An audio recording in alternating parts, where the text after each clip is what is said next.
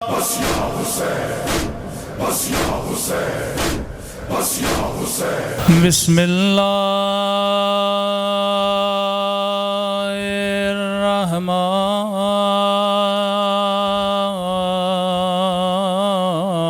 الرحیم۔ الحمد للہ رب العالمین۔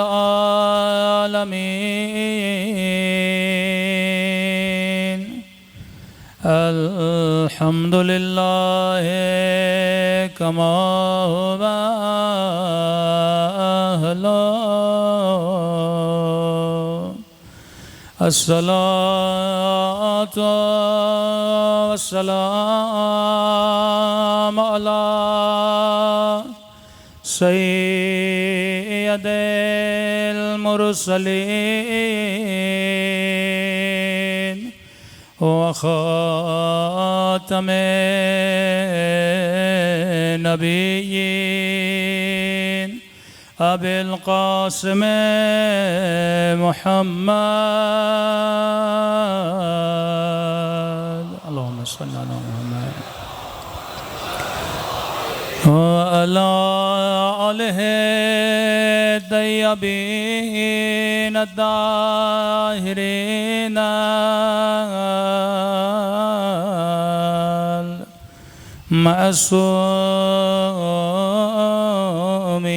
المعصومین۔ سب مل کے امام کے ظہور کی دعا۔ اللہم کل ولیک الحجت ابن الحسن صلواتک علیہ فی هذه الساعة وفي كل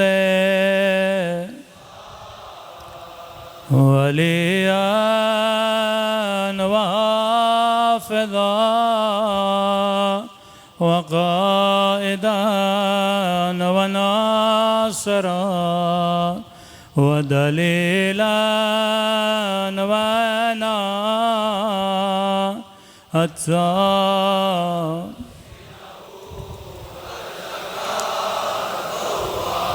وتمتعه فيها طويلا برحمتك يا ارحم الراحمين۔ صلوات پڑھیں محمد و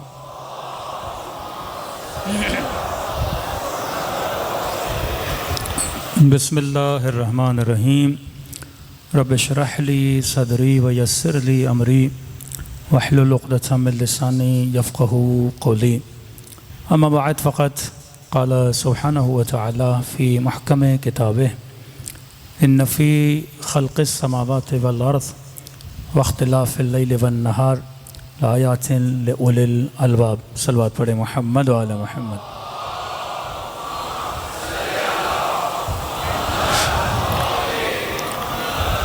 دعا ہے پروردگار عالم ہم سب کی بات تو اپنی بارگاہ عالی میں قبول فرمائے، اور جس مقصد زندگی کی خاطر ان مجالس میں تشریف لاتے ہیں خدا ان مقاصد میں بھی ہم سب کو کامیابیاں نصیب فرما دیں۔ آواز ذرا کلیئر کر دیں، گونج بہت رہی ہے۔ بار دیگر صلوات پڑھیں محمد وعلی محمد۔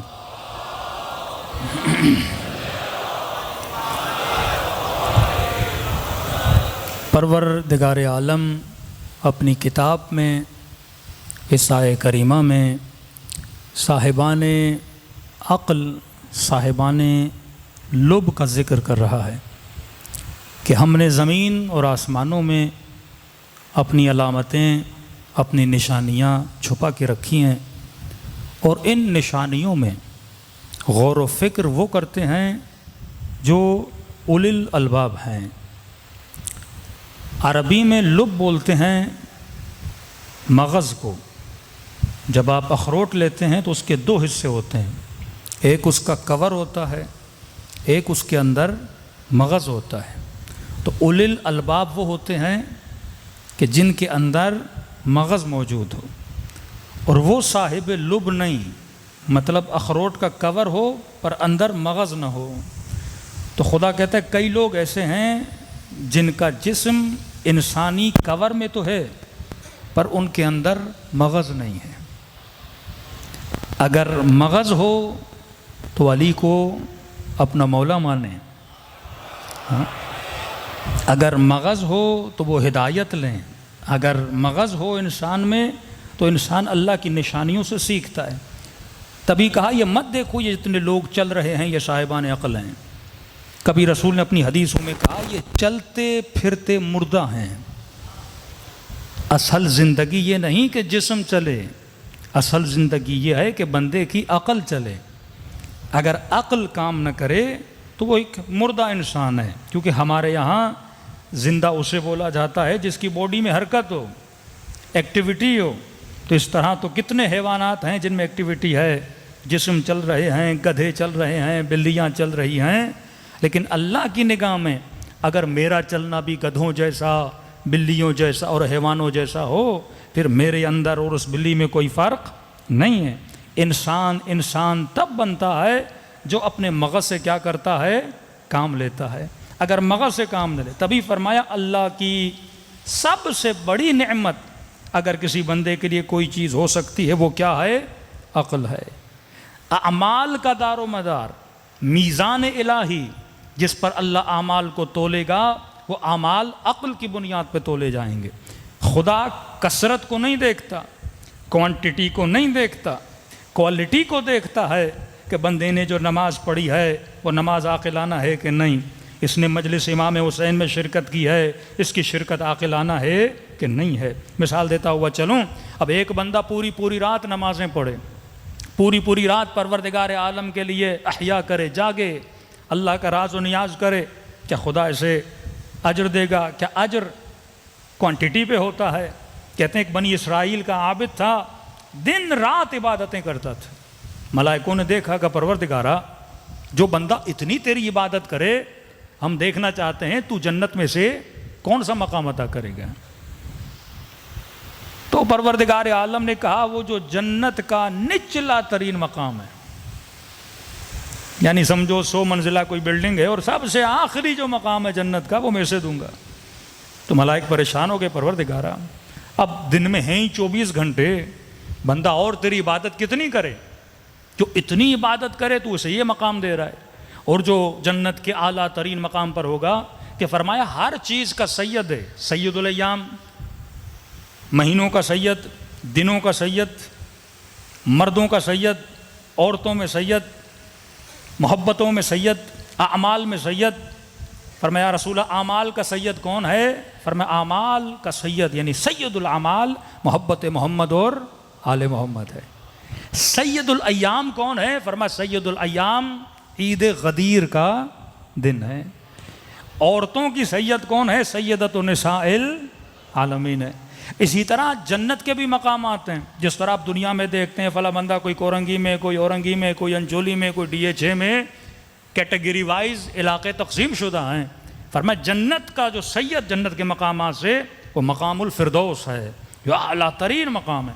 اب ملائک نے پریشانی پوچھا پروردگارا جو بندہ اتنی عبادت کرے، یعنی 4-5 گھنٹے سوتا ہے، پھر اٹھتا ہے، پھر مصلی عبادت پر بیٹھ کر تیری عبادت میں مشغول ہو جاتا ہے، اور کتنی عبادت کرے کہ اتنی عبادت کرنے والے کو تو اتنا کم مقام دے گا؟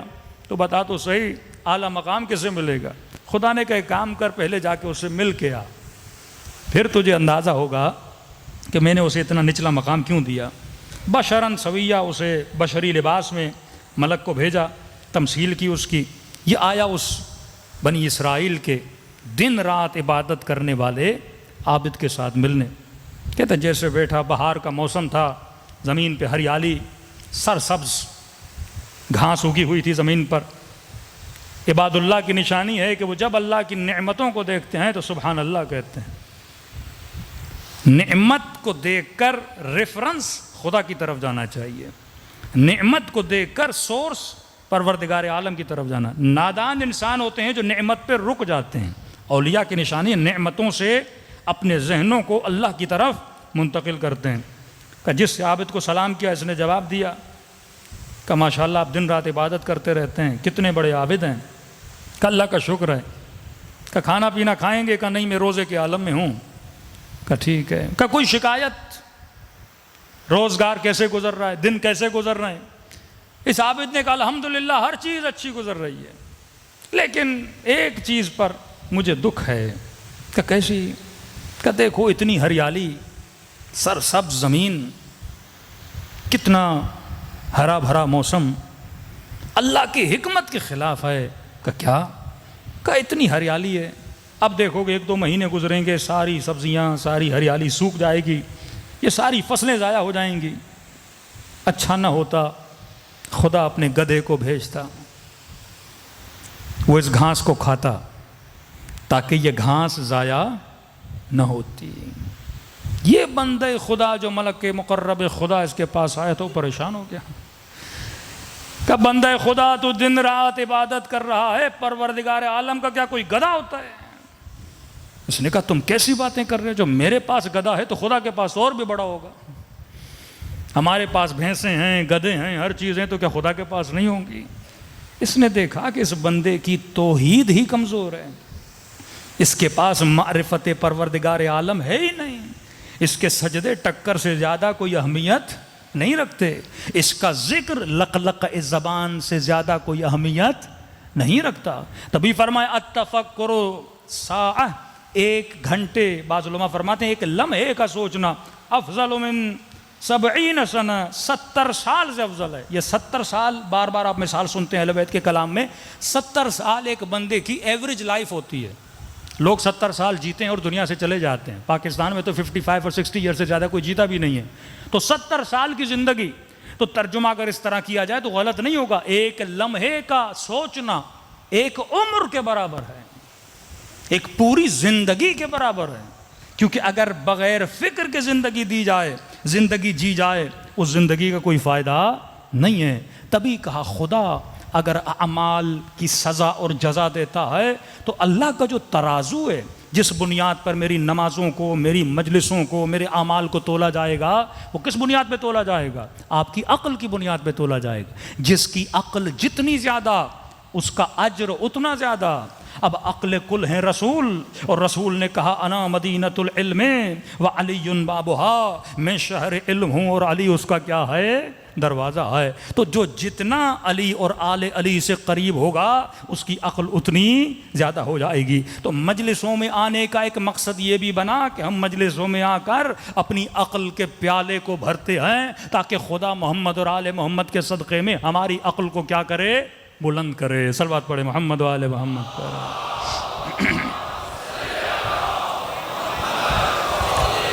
اشرف ترین مخلوق پروردگار عالم کی عقل ہے۔ شیخ صدوق اپنی کتاب میں لکھتے ہیں خدا نے سب سے پہلے جس کو خلق کیا، کس کو خلق کیا؟ عقل کو خلق کیا۔ اکثر لوگوں کو یہ حدیث سمجھ میں نہیں آتی کہ عقل کو خلق کیا، پھر عقل کو کہا میرے قریب آ، عقل قریب آئی، پھر کہا مجھ سے دور چلی جا، پھر دور چلی گئی، پھر کہا دائیں جا، پھر دائیں چلی گئی۔ اس کے بعد خدا نے کہا کہ میں نے اپنی بہترین مخلوق اگر بنائی ہے، عقل بنائی ہے۔ کہ اس کا مطلب کیا؟ میرے قریب آ، قریب آئی، دور جا، دور جا۔ مطلب عقل اطاعت خدا میں مشغول رہتی ہے۔ خدا کہتا ہے آ تو آتی ہے، خدا کہتا ہے جا تو جاتی ہے، خدا کہے اسماعیل کا گلا کاٹ، ابراہیم کاٹنے جاتے ہیں، خدا کہے نمرود کی آگ میں کود جا تو ابراہیم کود جاتے ہیں۔ یہ رضاً بالرضا کی منزل پہ ہوتے ہیں، اللہ کی مشیت، اللہ کی رضا کو دیکھتے ہوئے اپنی زندگی کو گزارتے ہیں۔ اب کیا ہر مومن کی عقل برابر ہے؟ کیا ہر بندہ جو پیدا ہوتا ہے سب کی سیم عقل ہوتی ہے؟ ایسا نہیں ہے، کسی کی عقل برابر نہیں ہوتی، کسی کی عقل سیم نہیں ہوتی۔ ایک ہی گھر میں ٹوئنس بچے پیدا ہوں، جڑوا بچے، ایک ہی باپ کا لقمہ کھائیں، ایک ہی باپ کی زیر نظر تربیت میں رہیں، لیکن جب دونوں بیٹے بڑے ہوتے ہیں، مثلاً ایک کنجوس ہوتا ہے، ایک سخی ہوتا ہے، جڑوا بچے ایک گھر میں پلے، ایک لقمہ کھایا، ایک تربیت پائی، ایک ماں کا دودھ پیا، لیکن ایک بڑا کنجوس، ایک بڑا سخی۔ ایک بچہ سفرے کے قریب جائے گا، چیزیں اٹھائے گا اور سب کو تقسیم کرتا ہوا دے گا، دوسرا بچہ مر جاؤ اس کے ہاتھ سے کوئی چیز لے ہی نہیں پاؤ گے، اتنا روئے گا آپ کو وہ چیز نہیں دے گا۔ تو پیدائش کے اعتبار سے ہر بندے کی عقل سیم نہیں ہوتی۔ لیکن ایک مثال دوں، آپ نے دیکھا ہوگا جب ریسنگ ہوتی ہے تو اس میں نمبرز ہوتے ہیں 1 2 3 4 5، وہ جو ریسنگ لائن ہوتی ہے وہ برابر نہیں ہوتی، کچھ آگے کچھ پیچھے۔ تو کبھی آپ نے سوچا یہ ناانصافی نہیں ہے کہ دوڑتے تو سب ایک ہی سیٹی پر ہیں لیکن کچھ کے نمبر آگے کچھ کے نمبر پیچھے؟ تو جب ان ریسنگ والوں سے آپ پوچھیں گے، کہتے ہیں ہاں اسٹارٹنگ پوائنٹ الگ الگ ہے پر ان کا فاصلہ اینڈنگ پوائنٹ سے برابر ہے، اس میں کوئی فاصلہ نہیں ہے۔ پیدا ہوتے ہوئے ہم سب کی عقلیں برابر نہیں ہوتی، لیکن انسان کی اینڈنگ کس طرح ہونی ہے اس میں ہم سب کیا ہیں؟ برابر ہیں۔ اس میں ہدایت کے اعتبار سے خدا نے سب کو کیا رکھا ہے؟ برابر رکھا ہے۔ اب عقل کا کام کیا ہے؟ عقل کا کام یہ ہے وجود انسان کو بیلنس کرے۔ انشاءاللہ ان 10 دنوں میں اگر فرصت ہوئی، ہم ساری مطالب تو بیان نہیں کر سکتے، میرے چھٹے امام جعفر صادق علیہ الصلوۃ والسلام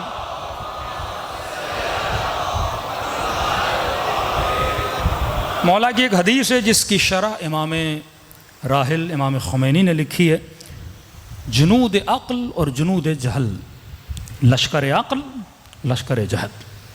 کہتے ہیں 75 لشکر ہیں جہالت کے اور 75 لشکر ہیں عقل کے۔ یہ ہر انسان کے اندر ہیں، بالفعل یا بالقوہ۔ بچہ بچپن میں اگر حسود ہے، کنجوس ہے، تو یہ کنجوسی جہالت کے لشکریوں میں سے ایک لشکر ہے۔ اب اس نے بڑے ہو کر اس لشکر کو شکست دینی اور اس کی جگہ پہ دوسرا لشکر، دوسرا سپاہی بٹھانا ہے جس کا نام کیا ہے؟ سخاوت ہے۔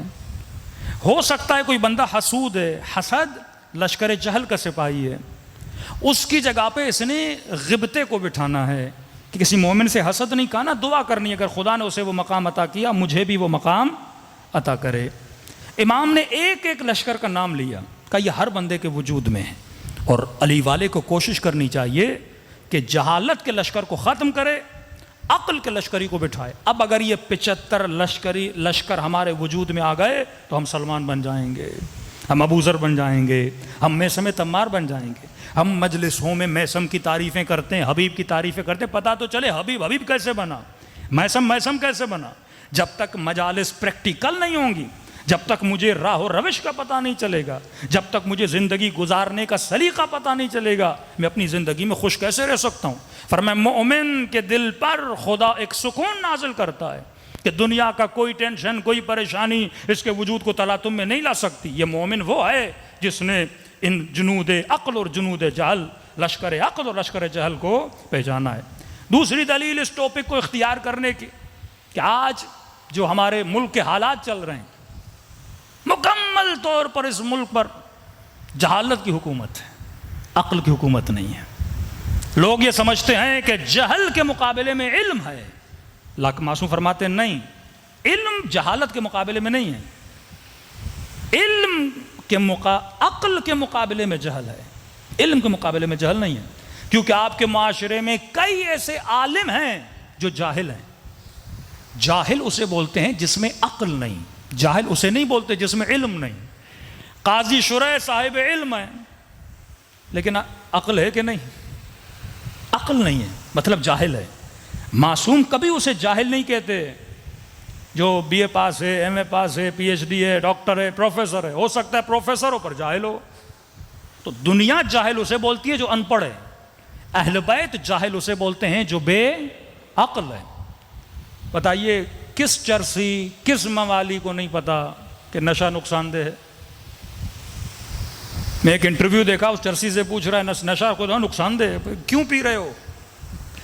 عقل نہیں ہے، جاہل ہے۔ ہر نشے کرنے والے کو پتا ہے کہ نشہ نقصان دہ ہے، میری جان لیوا ہے، دنیا آخرت خسرہ دنیا والآخرت، لیکن نشہ کرتا ہے کیونکہ صاحب عقل نہیں ہے۔ یہ ناچنے والے، یہ گانے والے، یہ فحاشی پھیلانے والے، یہ ظلم کرنے والے، کس کو نہیں پتا کہ آخرت میں جواب دینا ہے؟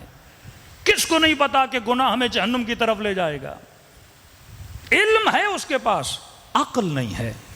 اس عقل کو بندہ مضبوط کرے. جناب یوسف کا واقعہ 100 آیتوں میں خدا نے بیان کیا، یہ بتانے کے لیے کہ شہوت تیرے پاس بھی ہے، شہوت سب کے پاس ہے.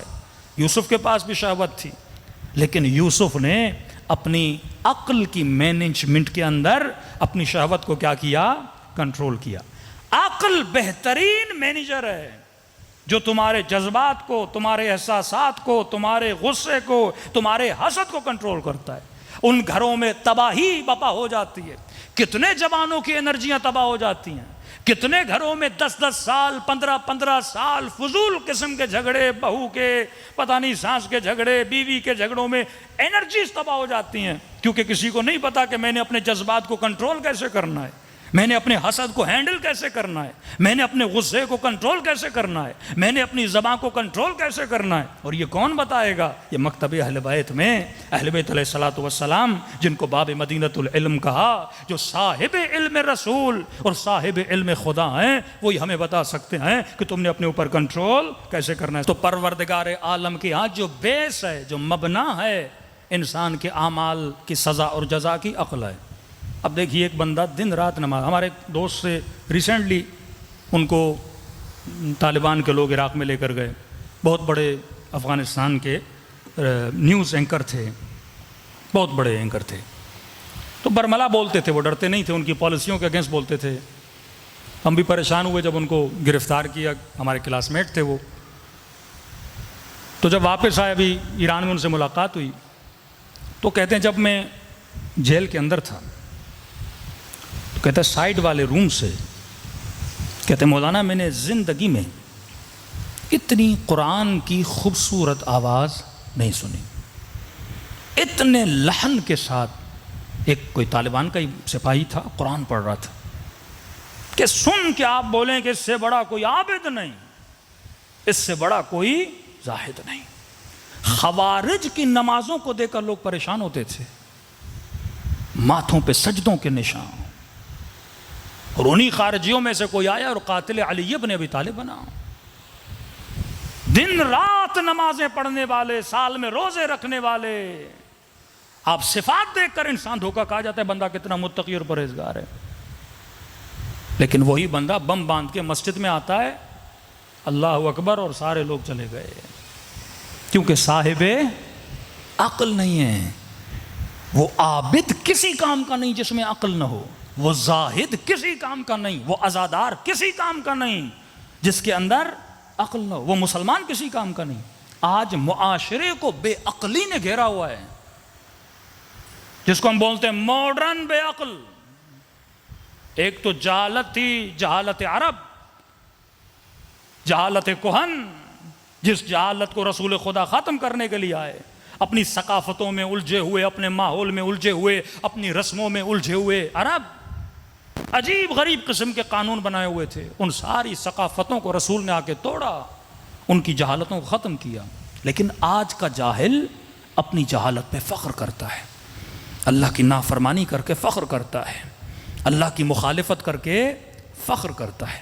تبھی فرمایا حدیث کے جملے رسول خدا کے کہ اللہ نے تجھے 2 نبی عطا کیے ہیں، ایک نبی ایکسٹرنل ہے، ایک نبی انٹرنل ہے.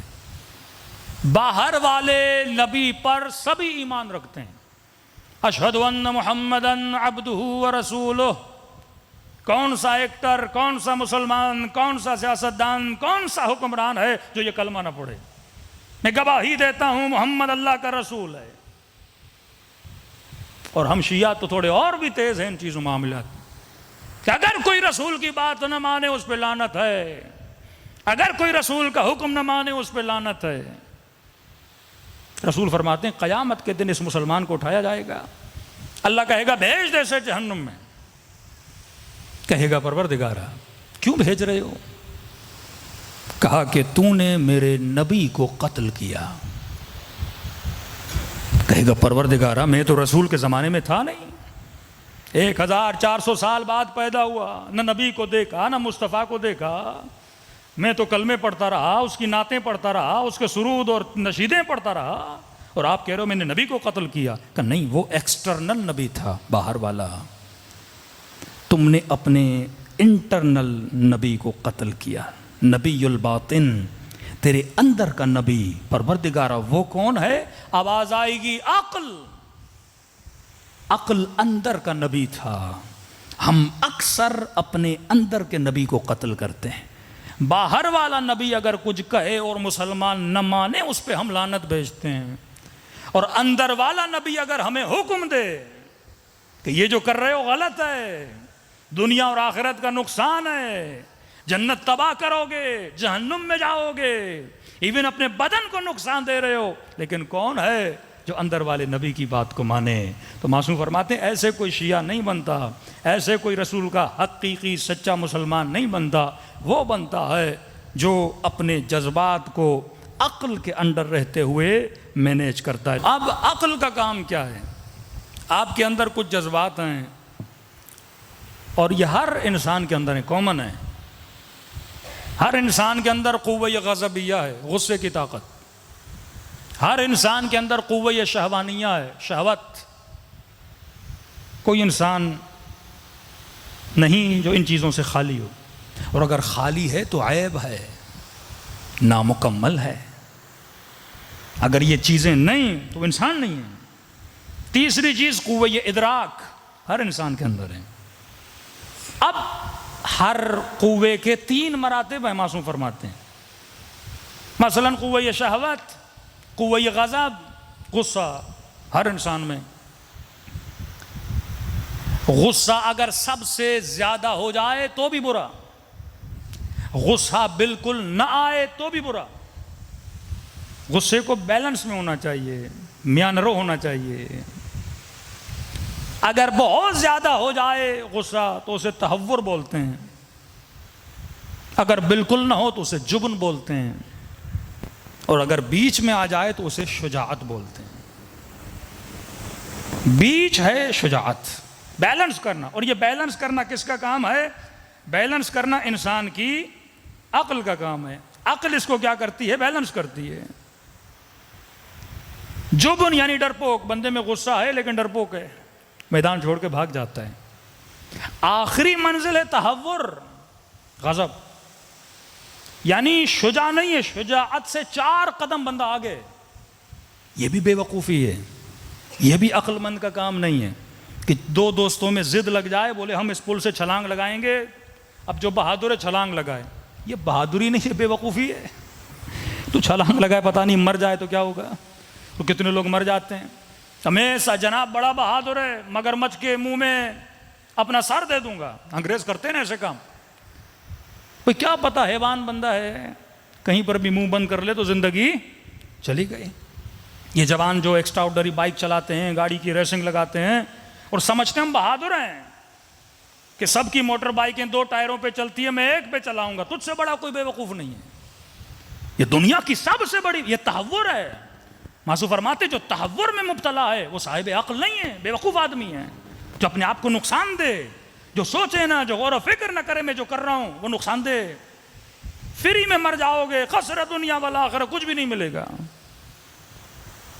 4 شیر کھڑے ہیں، 5 شیر کھڑے ہیں، بولے بندہ میں بڑا بہادر ہوں، آگے جاتا ہوں اور یا علی بول کے جاتا ہوں۔ یہ بے وقوفی ہے۔ امیر المومنین نے بولا میرا نام لے کے شیروں کے مقابلے میں چلے جاؤ۔ بہادر ہو تو وقت کے یزید کے مقابلے میں جاؤ نا، ہاں بہادر ہو تو وقت کے دشمن کے مقابلے میں جاؤ۔ یہ بہادری نہیں ہے، الا یہ کہ بندے کو یقین ہو کہ میں ان شیروں پہ حاوی ہو سکتا ہوں، کیلکولیشن اس کی 100% ہو۔ امیر المومنین کو یقین ہے کہ شیر علی پہ حملہ نہیں کرتا، امام جواد کو پتا ہے کہ شیر میرے قدموں میں بیٹھ جاتا ہے، یقین کامل ہو۔ لیکن اگر تجھے پتا نہیں، تہور، آج پوری دنیا کو تہور نے گھیرا ہوا ہے۔ یہ جہازوں سے چھلانگیں لگانا، سارے کام کرنا۔ ابھی واقعہ ہوا ٹائٹین پتہ نہیں کیا، دریا کے سمندر میں $2.5 لاکھ خرچ کر کے بندہ اپنی موت خریدنے چلا جائے۔ بھائی کیوں جا رہے ہو؟ کیونکہ مال تھا، پیسہ تھا، ڈگریاں تھیں، پر علی والی عقل نہیں تھی۔ اگر بندہ صاحب عقل ہو تہور میں نہیں جاتا۔ دوسرا، اگر یہ کم ہو جائے، غضب، جبن، وہ بھی خلاف عقل ہے، کہ میدان جہاد میں موت کے ڈر سے بندہ بھاگ جائے۔ عربیوں بولتے ہیں جبان، ڈرپوک بندہ، جبن ہو۔ اہل بیت کبھی کسی میدان کو چھوڑ کے نہیں بھاگے، شجاعت۔ اور شجاعت یہ نہیں کہ بندہ تلوار چلائے، یہ بھی شجاعت میں نہیں آتا. اپنی عقل سے اپنے غصے کو ہینڈل کرے. شجاعت کبھی یہ ہے کہ تلوار نکالے، اور کبھی یہ شجاعت ہے کہ تلوار کو نیام میں ڈالے. کبھی جنگ کرنا شجاعت ہے، کبھی حسن کا صلح شجاعت ہے. یہ عقل کا کام ہے. غصہ بندے کو آتا ہے، کبھی خاموش رہنا شجاعت ہے. باپ بڑا ہے، باپ نے کچھ بول دیا، چپیڑ مار دی، باپ ہے. اب بندے کو غصہ تو آتا ہے، سیلف اسٹیم ہے انسان میں، سیلف ریسپیکٹ ہے، باپ نے مار دیا 4 بندوں کے سامنے. کہ یہاں پہ شجاعت یہ ہے کہ اپنے اعضاء پہ کنٹرول کر. وَلَا تَقُولُوا لَهُمَا اُفٍّ، ماں کو اف نہ کہنا، باپ کو اف نہ کہنا. اب شجاعت یہ نہیں کہ تو اس سے لڑے، تو اس سے بد دہنی کرے، بد زبانی کرے. اخلاق میں سمجھا، اخلاق میں بات کر. اگر غلط بھی ہے تو اخلاق کے ذریعے سے اس کی غلطی کا اسے احساس دلا. یہ نہیں کہ تو کبھی لڑنا شجاعت، کبھی چپ رہنا شجاعت ہے. یہ ساری کیلکولیشن کرنا کس کا کام ہے؟ انسان کی عقل کا کام ہے. صلوات پڑھے محمد و آل محمد.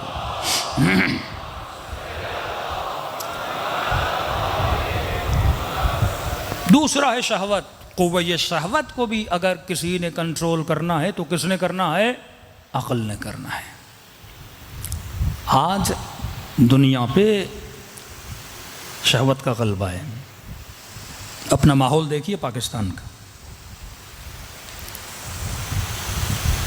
فلموں میں شہوت، ڈراموں میں شہوت، سیاست میں غصہ، انتقام کی بو.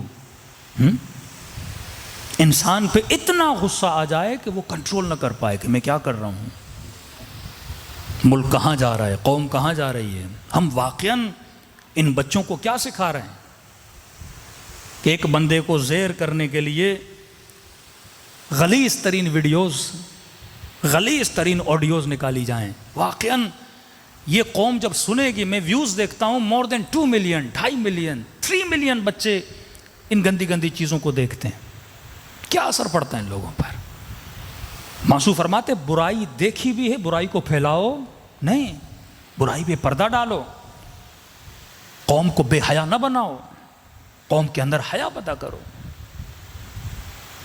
پہلے میں سوچتا تھا کہ ملک کا جو سینسر بورڈ ہے وہ کمزور ہے، ڈراموں میں بے حیائی ہوتی ہے، کنٹرول نہیں ہے ان کا. ہر دوسرے ڈرامے میں شادی شدہ عورت کا دوسرے کے ساتھ عشق ہوتا ہے. ہر ڈرامے میں آج کل یہ دکھایا جا رہا ہے. اور بے غیرت ترین شوہر کو دکھایا جاتا ہے جو بڑے پولائٹلی یہ کام دیکھتا بھی ہے اور سپورٹ کرتا ہے بیوی کو. کوئی بات نہیں، تمہارا پاس تھا، مل بھی لو تو کوئی ایشو نہیں ہے. محارم کے اندر گناہ کو دکھایا جاتا ہے. تو یہ لمحہ فکریہ ہے کہ سینسر بورڈ کو ہم کنٹرول نہیں کر سکتے. ڈرامے والے ڈائریکٹرز پیسے دے کے، ان کو رشوت دے کے اپنے ڈرامے. سینسر بورڈ کیوں بنتا ہے؟ تاکہ کسی بھی ڈرامے میں بے حیائی نہ ہو. اور ریسنٹلی اگر پاکستانی ڈائریکٹرز شریفوں والے ڈرامے بنا رہے ہیں، وہ بھی ذاتی شرافت کی وجہ سے نہیں، کیونکہ ان کو ابھی پتہ چلا ہے کہ انڈیا میں سب سے زیادہ ڈرامے پاکستان کے دیکھے جا رہے ہیں. TRP بہت مل رہی ہے. اور انڈین پاکستانی ڈراموں کو کیوں دیکھ رہے ہیں؟ کیونکہ تھوڑے فیملی ٹائپ ڈرامے ہوتے ہیں. اب ان کے ڈراموں میں، انڈیا کے ڈراموں میں بہت بے حیائی ہے. اب یہ تھوڑے حیا والے ڈرامے بنا رہے ہیں، وہ بھی پیسے کی خاطر، تاکہ انڈیا والے دیکھیں گے ہمیں مال ملے گا، دولت ملے گی. دیکھیے، جب ہم سیاست میں آتے ہیں، جب ہمارے پاس اتنا پاور اور کنٹرول ہے، ہم کسی سیاسی پارٹی کو، کسی سیاسی بندے کو بین کر دیتے ہیں چینلز پہ، تو یہی پاور ڈراموں میں کیوں نہیں یوز ہوتا؟ یہی پاور فلموں میں کیوں نہیں یوز ہوتا؟ یہی پاور آئٹم سانگز میں کیوں نہیں یوز ہوتا؟ کہ قوم کے اندر بے حیائی، پاکستان کے قانون کی مخالفت کی جا رہی ہے. سینسر بورڈ بنا اس لیے تھا کہ اس ملک میں فلمیں بنیں گی، ڈرامے بنیں گی، وہ گناہ نہیں ہے، لیکن اس کے اندر فحاشی نہیں ہوگی. تو جب انسان کا ارادہ ہو تو انسان کرتا ہے. جب اپنے نسلوں کی پرواہ ہو کہ واقعاً ہم کون سا زہر اپنی قوم کو دے رہے ہیں، جب انسان کو پیاس لگتی ہے، قوہ شہوت ہر انسان میں ہے، مولوی غیر مولوی کی بات نہیں، ہر انسان میں شہوت ہے. اب میں نے شہوت کو پورا کہاں پہ کرنا ہے؟ یہ عقل حکم دیتا ہے. آپ کو پیاس لگی ہے، پانی پینا ہے. اب پانی صاف شفاف گلاس سے پینا ہے یا میں نالی کا پانی پینا ہے؟ یہ عقل حکم کرے گا کہ پانی پی، لیکن پاک و پاکیزہ پانی پی، شفاف پانی پی۔ یہ مقتدر حلقوں کا کام ہوتا ہے کہ قوموں کو وہ روٹس دیں۔ اگر معاشرے میں جوانوں میں شہوت کی بھوک ہے، وہ آلات، وہ ٹولز، وہ اسباب بناؤ، وہ نوکریاں، وہ جابز، وہ سہولتیں پیدا کرو کہ جوان جلدی سے شادی کر سکے۔ معاشرہ ایسے حسینی نہیں بنتا، معاشرہ ایسے علوی نہیں بنتا۔ اگر جوان کے اندر کسی چیز کی بھوک ہے، آپ اس بھوک کو پورا نہیں کرو گے کہ مولانا پتہ نہیں میرے بچے کو کیا ہے، دن رات اس نے سکون تباہ کیا ہوا ہے، کبھی ادھر دوڑتا ہے کبھی ادھر دوڑتا ہے۔ گھر والوں کا سکون، فلیٹ میں رہتے ہیں، نیچے جو ہیں ان کا سکون تباہ کیا ہوا ہے۔ تو بندے خدا غضب نکالنے کے طریقے ہوتے ہیں، کسی بچے میں غضب زیادہ ہے، کسی میں کم ہے۔ اب عقل اس کو ہینڈل کرے گا۔ کیوں معصوم نے کہا تیر اندازی کرو، سوئمنگ کرو، گھوڑے سواری کرو، وہ ورزشیں، وہ اسپورٹس معصوم نے بتائی جس سے انسان کا غضب کیا ہو جائے، خالی ہو جائے۔ جب یہ بچہ اپنا غضب نہیں نکالے گا، جب یہ وہ اسپورٹ نہیں کرے، یہ کس کی؟ اسٹیٹ کی ذمہ داریاں ہوتی ہیں۔ ہر سوسائٹی کے سامنے ایک پارک ہونا چاہیے، ہر سوسائٹی میں سوئمنگ پول ہونا چاہیے، صحیح قسم کی ورزشیں مردوں اور عورتوں کے لیے ہونی چاہیے، جس طرح ویسٹرن ورلڈ میں، جس طرح سلجھے ہوئے ملکوں میں یہ سہولتیں ہوتی ہیں۔ اب پاکستانی بچہ غصہ کہاں نکالے؟ پارک وہ جاتا نہیں، سہولت نہیں ہے، جان کا خطرہ، کوئی بچے کو باہر بھیجتا نہیں۔ اب وہ سارا غصہ کہاں نکالے گا؟ گھر میں نکالے گا۔ باپ جاب سے تھکا ہوا آیا، بچے کو غصہ نہیں نکالنے دے رہا، اوپر سے اپنا غصہ بچے پہ اتار رہا ہے، تو یہ کیسی نسل تربیت پائے گی؟ یہ نسل واقعاً کیسی بنے گی؟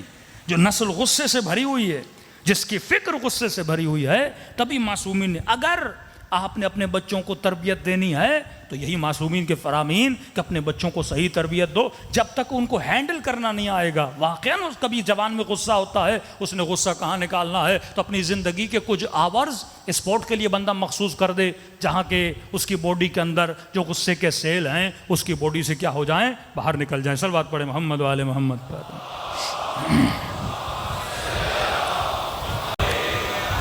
وَعَجِّلْ اسی طرح قوّہ شہوت، اگر شہوت بہت زیادہ ہو تو بھی برا، اگر شہوت بہت کم ہو تو بھی عیب ہے انسان کے لیے۔ شہوت اگر بہت زیادہ ہو جائے اسے شرح بولتے ہیں، حد سے زیادہ۔ اتنی بندے میں شہوت ہو، در و دیوار کو دیکھ کر بندے پہ شہوت طاری ہو جائے، یہ بیماری ہے، اس کا علاج۔ شہوت کا کم ہونا جسے خمود بولتے ہیں، اس کا بھی علاج ہے، میڈیکل علاج ہے۔ شہوت اگر میاں نہ رو ہو اسے اسلام عفت کا نام دیتا ہے۔ حضرت یوسف عفیف تھے، اسلام شہوت کا دشمن نہیں، کہتا ہے صحیح پانی پی، پاک پانی پی۔ الخبیثات للخبیثات والطیبات للطیبات، خبیث عورتیں خبیث مردوں کے لیے، طیب مردوں کے لیے طیب عورتیں۔ واللہ جو جوان شادی کرنے میں دیر کرتا ہے، کہ ہمارے ذاتی تجربہ ہے، دیکھی ہوئی باتیں، ایک تو ایمان ناقص، عقل بھی ناقص ہو جاتی ہے اس بندے کی، کیونکہ جب وقت پر اپنی ضرورتوں کو پورا نہیں کرے گا انسان کا برین افیکٹ ہو جاتا ہے اس چیز سے۔ جو 40 سال میں، 45 سال میں، 37 سال میں جا کے شادیاں کرتے ہیں وہ کامل نہیں ہوتے۔ کیوں کہا وقت پہ بندہ شادی کرے تو نماز بھی کامل ہے؟ ایسے تو رسول نے النکاح من سنتی، نکاح میری سنت ہے، جو اس سے دوری اختیار کرے وہ مجھ میں سے نہیں۔ یہ نہیں کہا جو نماز نہ پڑھے مجھ میں سے نہیں، جو نکاح نہ کرے مجھ میں سے نہیں۔ مطلب اگر تو اپنی باڈی کی ضرورتوں کو وقت پہ پورا نہیں کرے گا تباہ و برباد ہو جائے گا۔ وہ معاشرہ گناہ والا معاشرہ ہوتا ہے۔ اب جوان کے اندر شہوت ہے، آپ اگر اسے صحیح پانی نہیں دو گے، پاکیزہ پانی نہیں، نالی کا پانی جا کر پیے گا، گندگیوں میں الجھ جائے گا۔ دوسری طرف وہ دشمن ہے جس نے جوانوں کے لیے خوراک بنا کے رکھی ہے فلموں کی صورت میں۔ مطلب ایک بوتل میں پیٹرول ہو اور ایک بندہ ماچس کی تیلیاں لے کے کھڑا ہے اور پیٹرول کو کیا لگا رہا ہے؟ آگ لگا رہا ہے۔ وہ شہوت جو عفت والی شہوت ہے، اس شہوت کو وہ شرع کی لیول تک لے، شیطان کا یہی کام ہے، وہ شہوات کو بلندیوں پہ لے جاتا ہے، وہ غصے کو بلندیوں پہ لے جاتا ہے۔ غصہ جب اپنے عروج پہ آتا ہے تو انسان قاتل بنتا ہے، غصہ جب انتہا پہ پہنچتا ہے تو انسان حسود بنتا ہے، غصہ جب انتہا پہ پہنچتا تب انسان غاصب بنتا ہے، تب یتیموں کا حق کھاتا ہے، جب یہ چیزیں اپنے عروج پہ پہنچتی ہیں۔ شہوت زبان، شہوت آنکھ، شہوت کان، جب یہ اپنی انتہا پہ پہنچتی ہیں، کیوں معصوم نے فرمایا ہمارا چاہنے والا شکم پرست نہیں ہوتا۔ پیٹ کی بھی شہوت صرف اعضاء نکاح کی شہوت نہیں ہے، پیٹ کی شہوت، ہاں بندہ کھائے لمٹ کی حد تک، لیکن اتنی شہوت آ جائے دن بدن ہر روز ہوٹلیں تلاش کرتا رہے کہ آج اس ہوٹل پہ کھانا کھانا ہے، کل اس ہوٹل پہ کھانا، یہ شہوت شکم ہے۔ تو کھانے پینے کے لیے پیدا نہیں ہوا، کھانا پینا ہے انسان جسم کو تندرست کرے تاکہ مصلی پہ آ کر پروردگار عالم کی عبادت کر سکے، وہی بھی صحیح سالم غذا۔ اب غذا کی شہوت کتنی آ گئی کہ معاشرہ اس فکر میں نہیں ہے کہ واقعاً معاشرے میں انہیلدی فوڈ کتنا آ گیا، پھر یہی فوڈ آپ کھاتے ہیں، یہی تلن آپ کھاتے ہیں، یہی چیزیں کھاتے ہیں، پھر یہی چیزیں آپ کی شہوت کو اور آپ کے اعضاء کو افیکٹ کرتی ہیں۔ پہلے علماء اپنی غذا کی بڑی فکر کرتے تھے، ہمارے استاد بھی قبلہ غلام مہدی نجفی صاحب، بہت سارے علماء، بحر العلوم، یہ بھی غور کرتے تھے جو خاتون کھانا بنا رہی ہے وہ باوضو ہے کہ نہیں ہے۔ اتنا احتیاط کیا جاتا تھا کہ شکم میں جو دیکھیے اسلام ایک پیکیج کا نام ہے، اسلام ایک میتھ کا نام ہے۔ تصور کیجئے دو ترازو ہیں، اگر کوئی چیز اس میں زیادہ جائے گی یہ ترازو اوپر چلا جائے گا، آپ ان بیلنس ہو جائیں گے۔ آپ نے ہر چیز کو بیلنس رکھ کے چلانا ہے، شہوت زیادہ ہو گئی نقصان دہ، شہوت کم ہو گئی نقصان دہ، اس کو آپ نے کیا کرنا ہے، بیلنس کر کے چلانا ہے۔ اور یہ بیلنس کون سکھاتا ہے؟ انسان کی عقل سکھاتی ہے۔ ہر چیز کو کیلکولیٹ کرو کہ جو کر رہا ہوں اس سے دنیا کا فائدہ، آخرت کا نقصان کیا ہوگا، اور جس کی کیلکولیشن پرفیکٹ ہوتی ہے، تربیت اسلام کے اندر کیلکولیشن کرتا ہے، اس کی دنیا بھی آباد، اس کی آخرت بھی آباد۔ صلوات پڑھے محمد وعلی محمد۔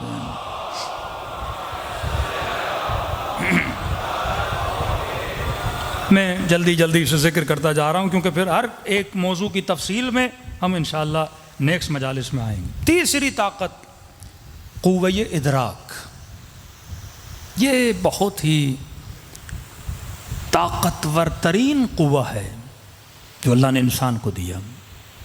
قوہ ادراک یعنی فکر کی طاقت، قوہ ادراک یعنی وہم کی طاقت۔ اگر یہ قوہ ادراک حد سے زیادہ آگے نکل جائے تو بھی نقصان، اس کو جربزہ بولتے ہیں، کم ہو جائے اسے حمق بولتے ہیں، حماقت۔ الذین یتفکرون فی خلق السماوات والارض۔ لیکن اگر یہ فکر میاں نرو رہے، مثال دے کے سمجھاؤں گا، پہلے جو ویسٹرن ورلڈ ہے، کرسچنز ہیں، وہ یا افراط میں رہے ہیں ہمیشہ یا تفریط میں رہے۔ بہت 18ویں صدی میں آپ چلے جائیں تو کہتے تھے کیونکہ حضرت عیسیٰ نے شادی نہیں کی لہٰذا ہم شادی نہیں کریں گے، مطلب شہوت کا کمپلیٹلی انکار۔ جب آپ اللہ کی میتھمیٹک کے حساب سے نہیں چلو گے نا تو معاشرے میں تباہی پیدا ہو جاتی ہے۔ یہ کیوں LGBT، مرد کا مرد سے نکاح، عورت کا عورت سے، یہ کیوں ان چیزیں ان کے معاشرے میں زیادہ جنم لے رہی ہیں؟ کیونکہ جب شہوت کا انکار کیا تو ان کے کلیسا میں، ان کے چرچز میں جتنے ان کے پادری تھے وہ ہم جنس بن گئے، لواط کے کیسز ان کے زیادہ آنے لگے، جو بچے وہاں پڑھتے تھے ان کے ساتھ بدکاری کے کیسز سینکڑوں کی تعداد میں رپورٹ ہوئے۔ کیوں؟ کیونکہ انہوں نے ایک فطری چیز کو روکا، اسٹاپ کیا، خلاف عقل۔ یہی کام بدھسٹ نے کیا، بودھا کے ماننے والوں نے، شادی نہیں کرنی۔ شادی کا جب انکار کیا، آج سب سے زیادہ بے دین معاشرہ جو دین کو لائق نہیں کرتا، سیکولر بن چکے ہیں، وہ کرسچن سوسائٹی ہے۔ کیوں؟ فطرت کا انکار کیا نا۔ فطرت کا انکار کرو گے تو لوگ دین گریز بنتے ہیں، دین سے بھاگ جاتے ہیں۔ ایک تو شہوت کا انکار، دوسرا انہوں نے غضب کا انکار کیا، غصے کا۔ پہلے وہ کہتے تھے اگر کوئی، وہ گاندھی والی پالیسی، کوئی ایک تھپڑ مارے اگلا گال آگے کر دو، یہی پالیسی بدھسٹ کی ہے، مارنا نہیں، خون نہیں بہانا، چاہے قتل ہو جاؤ، مر جاؤ، اپنے دفاع کے لیے تلوار نہیں اٹھانی۔ غضب کا بھی یوز ختم کر دیا انہوں نے۔ تیسرا تھا ادراک، فکر۔ بڑے بڑے فلسفر، بڑے بڑے سائنسدان ان میں بنے۔ گیلیلیو مشہور ہے، اس نے کہا زمین سورج کے گرد گھومتی ہے، کہ خبردار اگر یہ بولا ہے تیرا سر قلم کر دیا جائے گا۔ اور کئی سیاستدان انہوں نے کیا کیے، قتل بھی کر دیے، بڑے بڑے چپ ہو گئے۔ ایک وقت ان کا وہ گزرا، شہوت کا انکار، غضب کا انکار، ادراک کا انکار، فکر کا انکار، سوچنے نہیں دیتے تھے۔ اور یہی سوچ آپ دیکھتے ہیں بعض شیعہ مخالف گروہوں میں پائی جاتی ہے کہ اگر کوئی بچہ سوال کرے، نہیں اس ٹاپک کو نہیں چھیڑنا، تاریخ کے سبجیکٹ میں نہیں جانا، یہ چیز نہیں پڑھنا، یہ چیز نہیں بولنا، شیعوں کی مجلسوں میں نہیں جانا، شیعہ سے نہیں ملنا، ہاں یعنی روکنا روکنا روکنا۔ اور جتنا روکتے ہیں فطرت انسان ہے اتنا آگے بڑھتا ہے۔ یہی پاکستان کا حال دیکھیے، وہ جتنا ایک بندے کو دبا رہے ہیں بندہ اتنا ابھرتا جا رہا ہے۔ اگر آپ اپنے حال پہ چھوڑ دو ساری چیزیں کیا ہو جائیں، صحیح ہو جائیں۔ فطرت انسان ہے۔ آپ ایک بچے کو بولو گے نا بیٹا بڑا خطرناک جگہ وہاں جانا نہیں، وہ تجسس پیدا ہوگا، وہ بار بار اسی چیز کی طرف آگے۔ فطرت انسان ہے، آپ روکو گے انسان رکنے کا نام نہیں لیتا۔ پہلے اسلام کہتا تھا آگے آؤ، مسیح آگے نہیں آتے تھے۔ اب اتنے آگے نکل گئے، ہم کہتے ہیں پیچھے آؤ، کوئی پیچھے نہیں آتا۔ شہوت انتہا، غضب انتہا، ادراک انتہا پر۔ کوئی بھی فلم اٹھا لیں آپ ہالی ووڈ کی، شہوت سے بھری ہوئی، اور یعنی ننگا پن، فحاشی عروج پر، شہوت عروج پر۔ اور ان غلاظتوں تک جا کر پہنچے ہیں جہاں تک انسان تصور بھی نہیں کر سکتا۔ شہوت کے اس مقام پہ جا کے وہ پہنچے ہیں کہ انسان کو گھن آتی ان لوگوں سے۔ غضب میں اتنے آگے نکل گئے ہیں یہ لوگ کہ ہر فلم میں قتل، غارت، مار دھاڑ، کٹائی۔ اتنے غضب میں آگے نکل گئے کہ ایک بٹن دباتے ہی، ایٹم بم پھینکتے ہی 65,000 لوگ لقمہ اجل بن گئے۔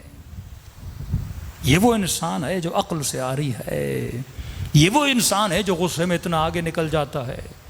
آج تک کوئی شیر بھی دیکھا ہے وہ اس طرح چیرے پھاڑے؟ ایک ہرن مارے گا، 2 ہرن مارے گا، پیٹ بھر جاتا ہے، چپ کر کے شیر بھی بیٹھ جاتا ہے۔ اولئک کالانعام بل ھم اضل، یہ حیوان ہے نہیں بلکہ حیوان سے بدتر ہے۔ شیر ایک ہرن کھاتا اپنی ضرورت کو پورا کرنے کے لیے، ایک بٹن 1 سیکنڈ لگا تھا ایٹم بم کو پھینکنے میں، 65,000 پیپل مر گئے۔ دوسرا ایٹم بم پھینکا، 95,000 لوگ مر گئے۔ صدام نے 1992 میں 5 لاکھ شیعہ عراق میں قتل کیے، 5 لاکھ۔ ایران عراق کی جنگ میں 2,20,000 شیعہ قتل کیے۔ یہ وہ انسان ہے جب اپنے غضب پہ کنٹرول نہیں کرتا۔ آج فلموں میں دیکھیں گے شہوت انتہا پر، غضب، قتل، غارت، گولیاں انتہا پر، قوہ ادراک بھی انتہا پر ہے۔ اس قدر فکر کو آگے لے گئے ہیں، اس قدر امیجنیشن، قوہ ادراک اور تصور کو آگے لے گئے ہیں کہ فلم میں آپ دیکھتے ہیں زمین سے بھی جانور نکل رہے ہیں، آسمان سے بھی۔ یہ ساری فلمیں کیسے بنتی ہیں؟ قوہ ادراک سے۔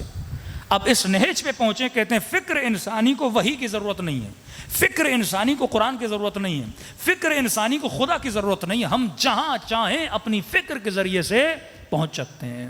اسلام کہتا ہے نہیں، فکر بھی وہاں تک جا سکتی ہے جہاں تک اس کی طاقت ہے۔ حد سے زیادہ جاؤ گے پاگل ہو جاؤ گے۔ دن رات مولانا فرماتے ہیں ذات خدا میں سوچو گے پاگل ہو جاؤ گے۔ تم ذات خدا کو سوچ نہیں سکتے، ذات خدا کو اپنی فکر میں جمع نہیں کر سکتے۔ تو فکر نے بھی کہیں نہ کہیں وحی پروردگار عالم کی مدد لینی ہوتی ہے۔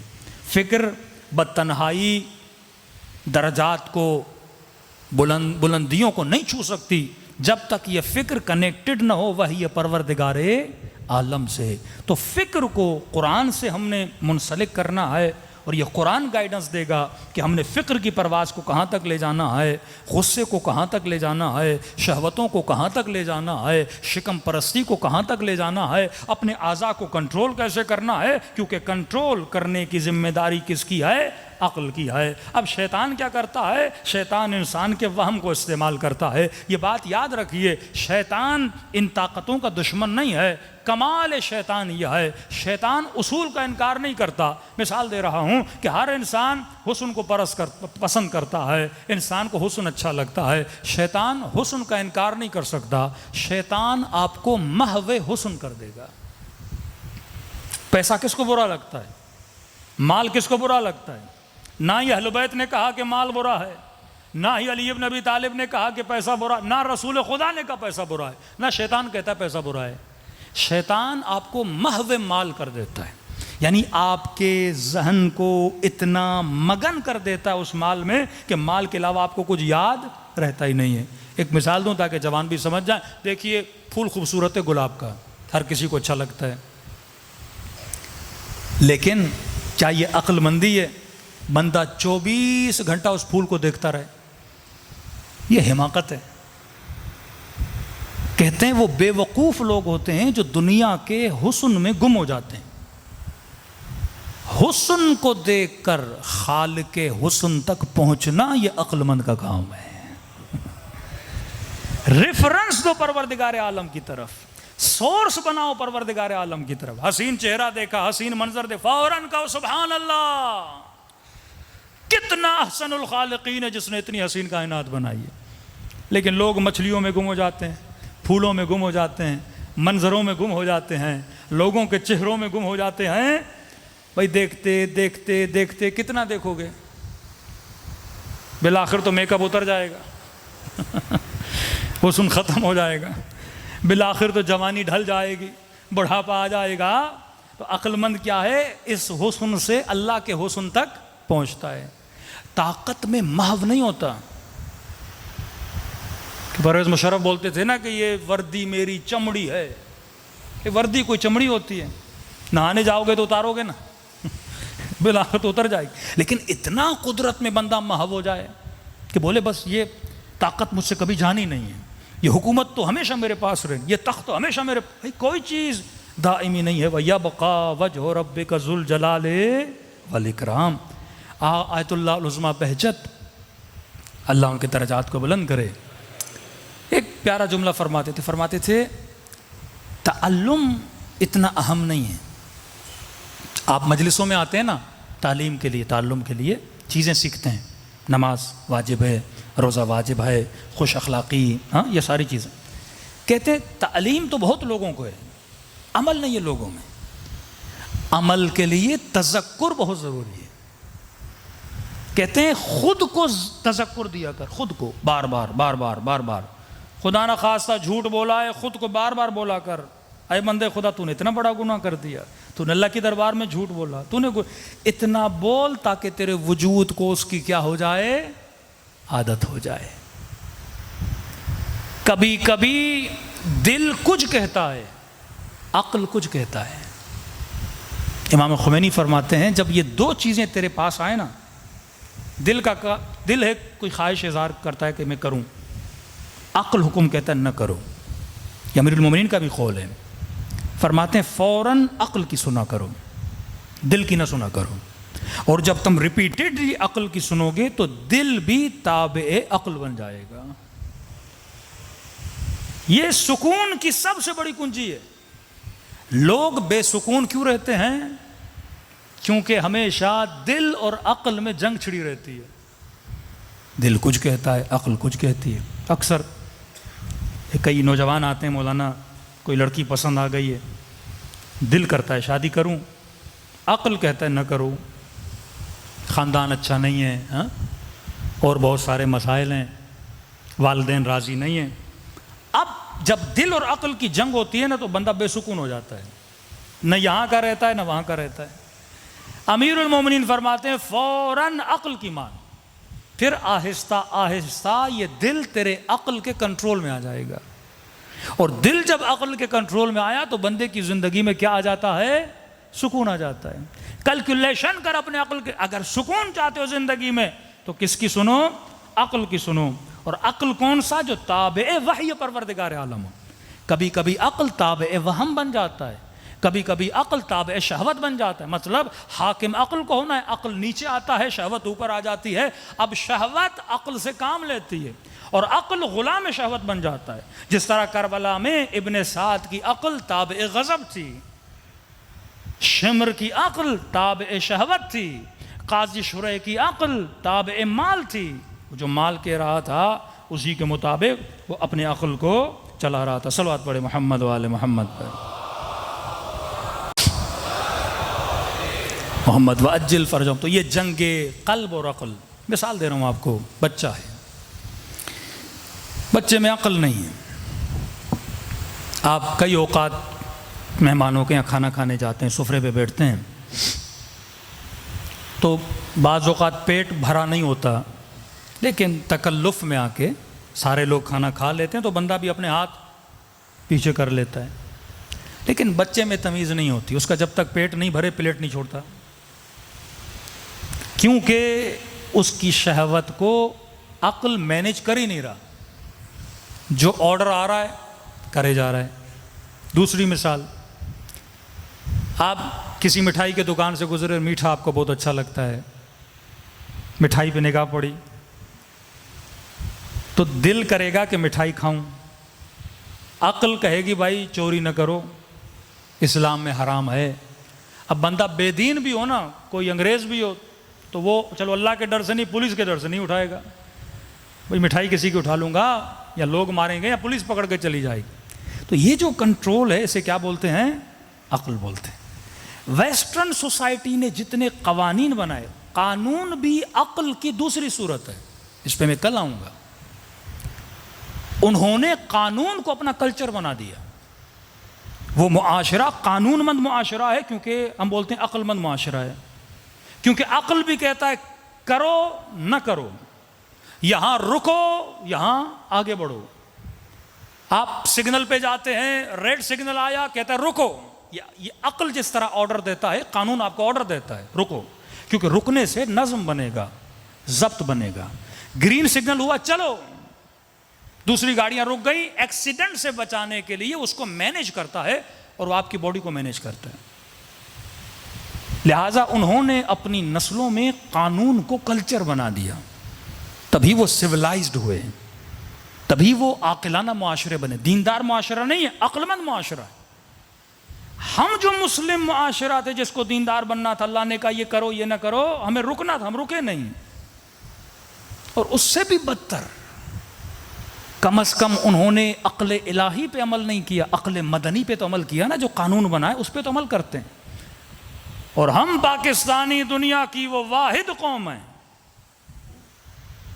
جو بہترین قانون بناتے ہیں، اور اس کو، ان قوانین کو توڑنے میں بھی ہم بڑے آگے آگے رہتے ہیں۔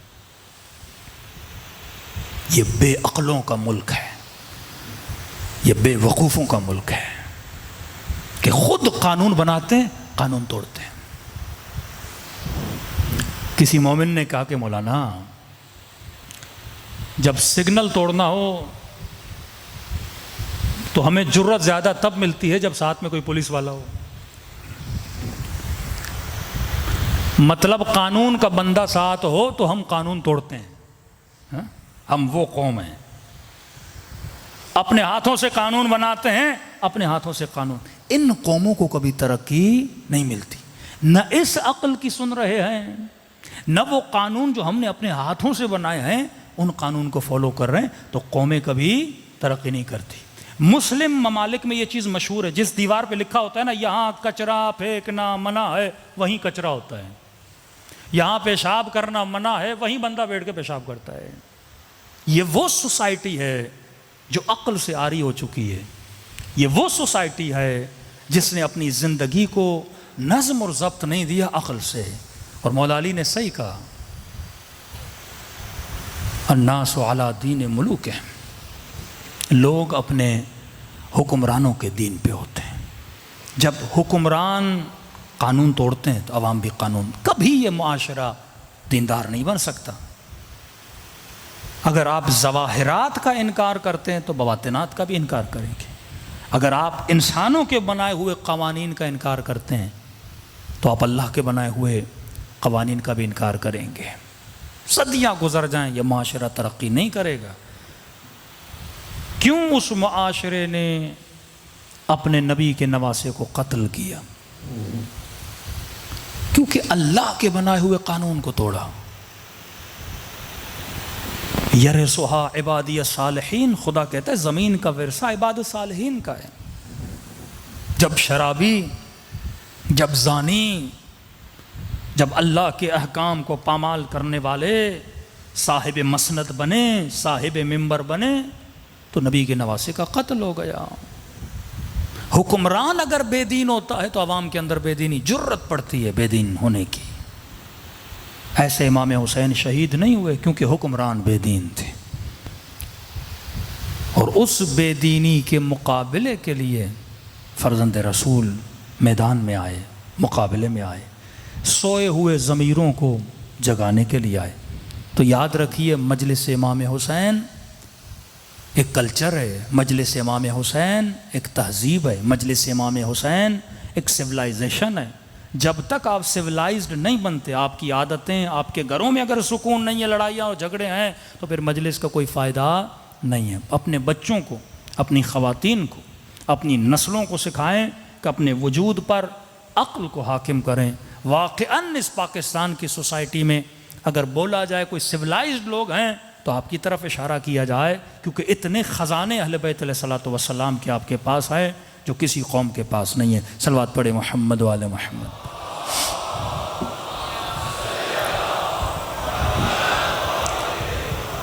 وَأَجِّلْ فَرَجَهُمْ، شہادت ابی عبداللہ الحسین فرماتے ہیں یہ رزق پروردگار عالم ہے۔ یہ رزق خدا کسی کو نصیب نہیں کرتا، جس کے نصیب میں ہوتا ہے وہ فرش عزا امام حسین پہ تشریف لاتا ہے۔ اور خوش نصیب ہیں، آج پہلی محرم بھی ہے اور شب جمعہ بھی ہے، مطلب شب مخصوص زیارت امام حسین ہے۔ ہر شب جمعہ مستحب ہے امام حسین کی زیارت کی تلاوت کی جائے۔ اور شہادت ذکر امام حسین امام کی شہادت سے پہلے رسول خدا نے کیا، جو اہل سنت کی کتابوں میں موجود ہے۔ ملتا جناب سیدہ امام حسین ابھی پیدا ہوئے تھے، گہوارے میں تھے، رسول خدا کی خدمت میں لے کر آتی ہیں۔ رسول کی نگاہ جیسے امام حسین پہ پڑتی ہے تو زار و قطار رونے لگتے ہیں۔ فرماتی بابا آپ میرے بیٹے کو دیکھ کر رو کیوں رہے ہیں؟ فرماتے بیٹی فاطمہ میرے اس نواسے کو کربلا میں پیاسا مارا جائے گا، بے کفن مارا جائے گا، اس کے جنازے پہ گھوڑے دوڑائے جائیں گے، 3 دن ان کے لاشیں خاک کربلا پہ پڑے رہیں گے۔ اس وقت بیٹی سوال کرتی ہیں بابا کوئی ہوگا جو میرے بیٹے کی عزاداری کرے؟ کوئی ہوگا جو میرے بیٹے کا ماتم کرے؟ فرماتی ہیں جی میری بیٹی، خدا ایک قوم بنائے گا۔ کتنے خوش نصیب و رسول نے اس زمانے میں تجھے یاد کیا، جن کے جوان میرے حسین کے اکبر پہ گریا کریں گے۔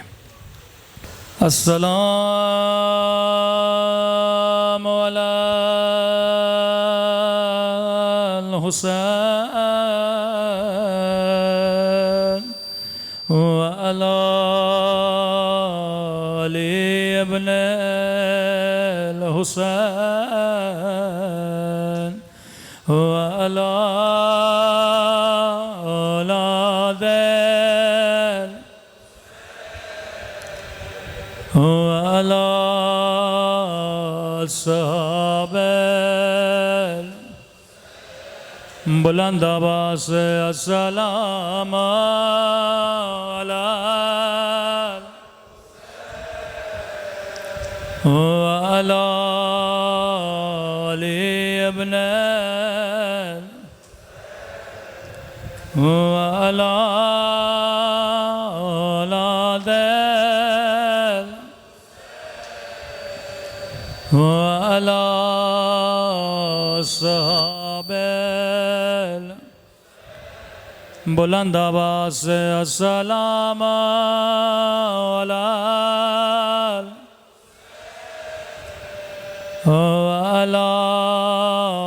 علی ابن علی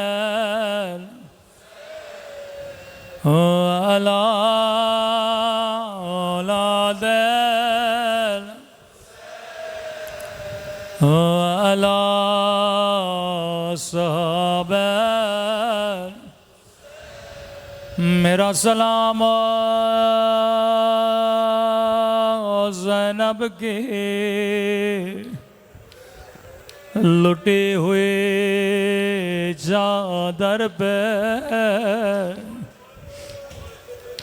آواز تھوڑی بڑھا دیں میرا سلام 4 سالہ بچی کے زخمی کانوں پہ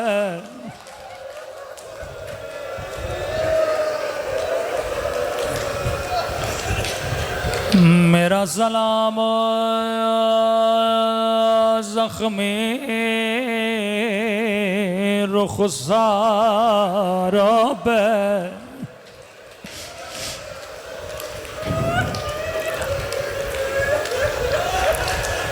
یہ جملہ آپ کے لیے نہیں دوسرے مسلمانوں کے لیے پڑھ رہا ہوں رسول خدا کی حدیث ہے مسلمانوں کبھی حیوان کو بھی منہ پہ نہ مارا کرو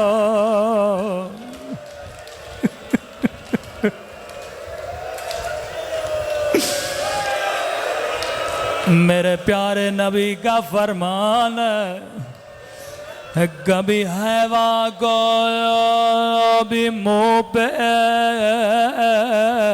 نہ مارا کرو انہوں نے نبی کی نواسی کو اتنے تماچے مارے کہ رخساروں کا رنگ بدل گیا رو رو کے کہتی تھی میرے غریب بابا او میرے پردیسی بابا میرا رخسار چھوٹا تھا لیکن شمر کا ہاتھ بڑا تھا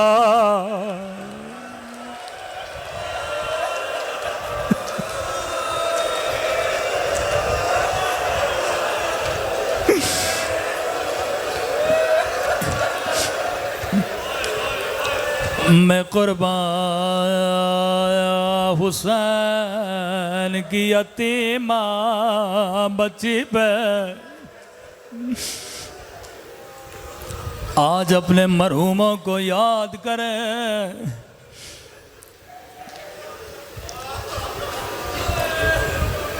نوجوان مولانا آج دنیا سے چلے گئے میں اس مصیبت کا ثواب مولانا کی روح کو روانہ کرنا چاہتا ہوں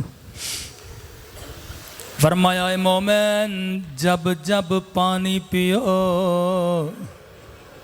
میری سکینہ کو یاد کیا کرو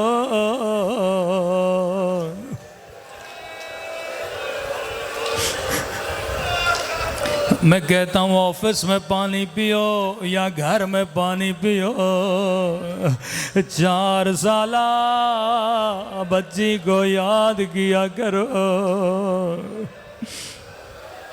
حسرت تھی میرے امام حسین کی اللہ جانے اس پانی کے لیے ظالم نے بچی کو کتنے تماچے مارے ہوں گے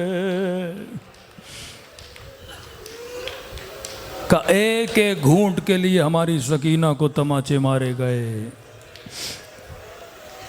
روایت بڑی سخت ہے لیکن شب جمعہ ہے میں اپنے مولا کو سکینہ کا واسطہ دینا چاہتا ہوں امام زمانہ فرماتے مومن جب جب میرے ظہور کی دعا کرو خدا کو سکینہ کا واسطہ دیا کرو، اللہ یہ واسطہ کبھی رد نہیں کرتا۔ عزیز علی ان تری الخلق ولا تری، مولا میرے لیے بڑا مشکل ہے، میری آنکھیں سب کو دیکھ رہی ہیں لیکن آپ کے چہرے سے محروم ہے۔ ایسا واسطہ جو خدا کبھی رد نہ کرے۔ روایت کے جملے ہیں، کسی نے میرے چوتھے امام سے کہا مولا شمر کی کیا کوئی اپنی بچی نہیں تھی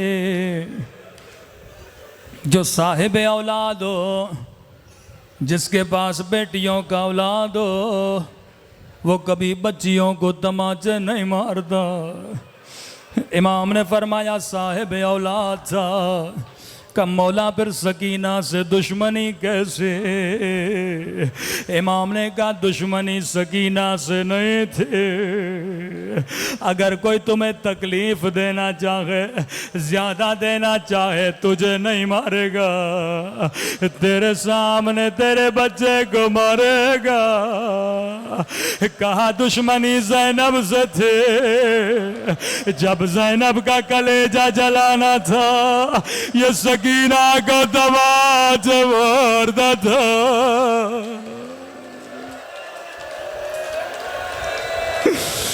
جب مجھے تکلیف دینے تھے یہ سکینہ کو دادیاں نے مارتا تھا۔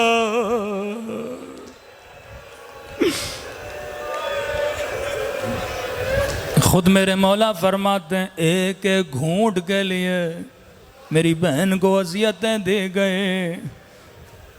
راوی کہتا ہے قافلہ حلب پہنچا، دشمنوں کے 40 گھوڑے سوار آگے، قیدی بیویاں پیچھے پیچھے، شدید دھوپ کا عالم تھا، ظالموں نے سواریوں کو روکا۔ میرے مولا فرماتے ہیں شمر لائی نے مجھے خشک درخت کے نیچے بٹھایا، فرمایا شیو میری گردن میں لوہے کا توق تھا، ہاتھوں میں لوہے کی ہتھکڑیاں، فرمایا گردن میں زخم تھے، دھوپ لوہے پہ پڑتی تھی، لوہا گرم ہوتا تھا۔ راوی نے کہا مولا پھر کون بچاتا تھا؟ رو کے کہنے لگے میری 4 سالہ سکینہ۔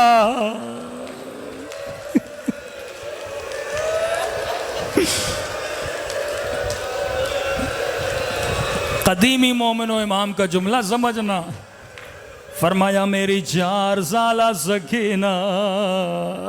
راوی کو سمجھ میں نہیں آیا کہ مولا یہ بچی کیسے بچاتے تھے، کہ سکینہ دھوپ کے سامنے کھڑی ہو جاتی تھے، اپنے ننھے بدن سے سایہ بناتی تھے۔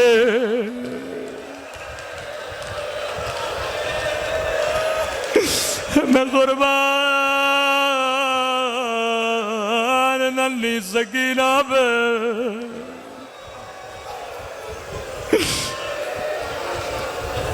بڑی سخت روایت ہے، امام زمانہ اگر مجلس میں موجود ہے مولا معاف کریے گا۔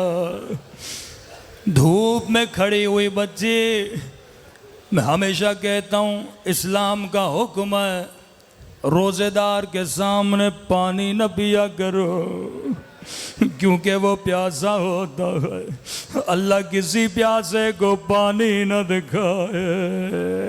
میرے مولا فرماتے ہیں جب 40 گھوڑے سوار نیچے اترے، شمر نے پانی کا مشک بھرا، اپنے سپاہیوں کو پانی پلانے لگا۔ ننھی بچی کی نگاہ پانی پہ پڑ گئے، آہستہ سے کہا بھیا سجاد مجھے پیاس لگی ہے۔ کہ سکینہ یہ تجھے پانی نہیں دے گا، کہ بھیا اجازت ہے میں اس سے تھوڑا پانی مانگوں، کہ سکینہ چلی جا، کہیں قیامت کے دن یہ نہ کہے بچی نے مانگا نہیں تھا۔ اب قیامت کا منظر ہے، بچی نے ننھے ننھے قدم اٹھائے، بابا کے قاتل کے قریب گئے، آہستہ سے کہا شمر تھوڑا پانی دے دے۔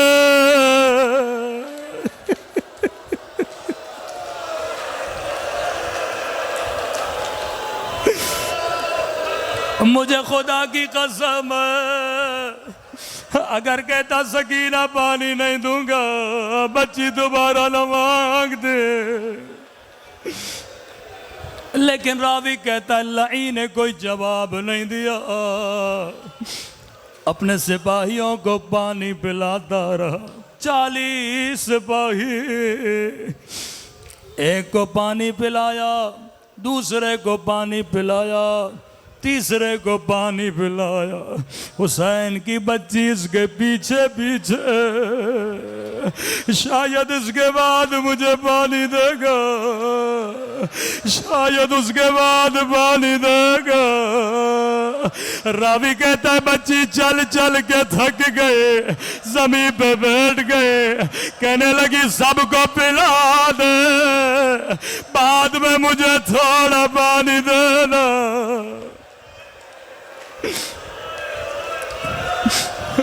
اب روایت کے جملے بڑے سخت ہیں، سیدو مجھے معاف کرنا۔